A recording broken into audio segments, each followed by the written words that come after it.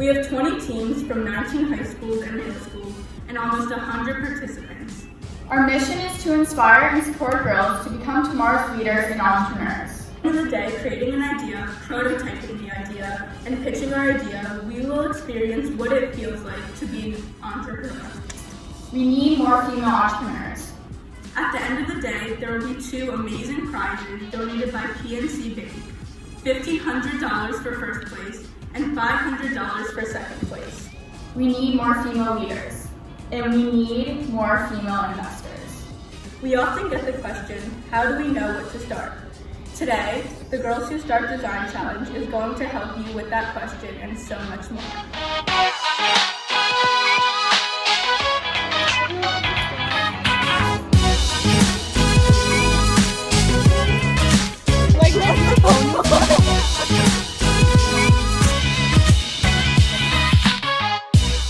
So our idea was to come up with an app that rewards you for recycling. So every time you recycle something, you would get a star, like a reward system, and we would work with sponsors that would give you a product or something small every time you got a certain number of stars. Our solution would be storing food and biodegradable material to maximize the space and at the same time reduce the amount of waste we use. So what we wanted to do for our solution was create an app that provides people with all different types of products and brands that are vegan friendly. Our problem was excessive usage of plastic organizers.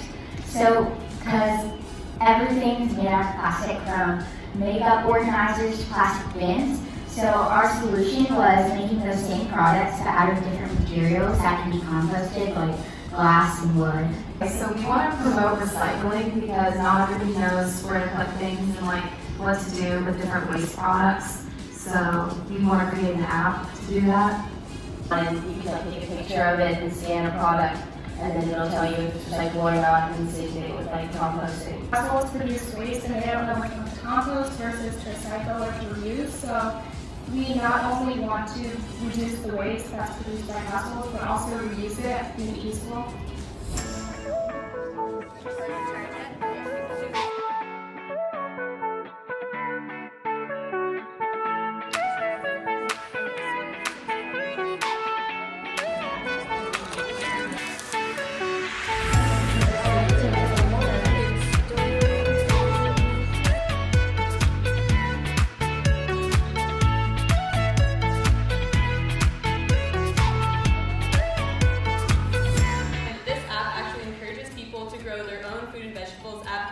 By making it very simple and also by using machine learning and other algorithms to help determine which plants grow best in every environment.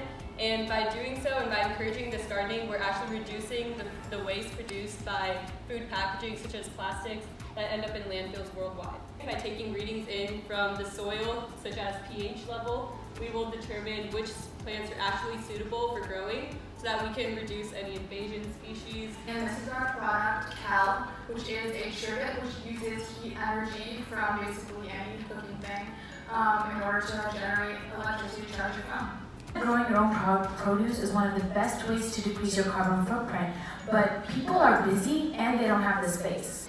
It's state-of-the-art smart rotator that adapts to any location. It uses machine learning and utilizes information from the web as well as placement from your house to see how it can rotate the plants to face the sun for maximum growth.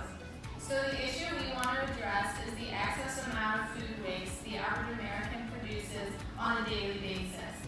When you first open the app, it's a feed like this, which would show all the listings of the people you follow, which would either be fresh produce or compost. Each person would have their own profile, where they could say a little more about themselves and have all the things that they're currently selling. This is another look at the listing. So there would also be the feature for direct messaging between people so they could plan on where and when to meet in order to exchange the food they bought. And the problem that we're trying to solve is that animal agriculture and deforestation are two of the leading causes for production of carbon dioxide emissions. Many climate change organizations state that animal agriculture alone produces more CO2 emissions than all of the transportation sector combined. These aspects of climate change are produced by almost every single person but they're overlooked constantly by society. We want to create an app that allows people to find and save any sort of vegan foods, skincare, makeup, and other products that can be replaced as vegan friendly. And so we want to create this app because we think that it will be able to give people an easier transition into veganism, and if you're already vegan, it will sort of help you stay vegan. Because it will kind of it will allow people to see how many vegan products actually exist instead of having to go through Google and asking people all the time, trying to search stuff up and do research about, is this vegan?